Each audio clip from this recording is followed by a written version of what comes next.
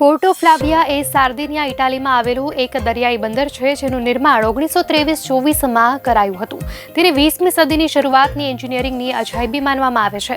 આ બંદર સમુદ્રથી 50 મીટર ઉપર એક ખડક પર છે, જે પર્વતોમાંથી કોતરીને સમુદ્ર અને આકાશ વચ્ચે લટકાવેલું છે, જેનો એક વિડીયો વાયરલ થયો છે. એક્સ પર વિડીયો પોસ્ટ થયો છે, જેના કેપ્શનમાં જણાવાયું છે કે ઇટાલીમાં પોર્ટો ફ્લાવિયા એ 1924માં ખડકની અંદર બનેલું દરિયાઈ બંદર છે, જેનો ઉપયોગ માલવાહક જહાજોમાં મસુવા ખાણોમાંથી ઝીંક અને લોડ કરવા માટે થતો હતો. વિડીયોમાં તમે પર્વતોની વચ્ચે બનેલા આ બંદરનો દરવાજો જોઈ શકો છો. સાથે જ તમે તેની આસપાસ સમુદ્ર પણ જોઈ શકો છો.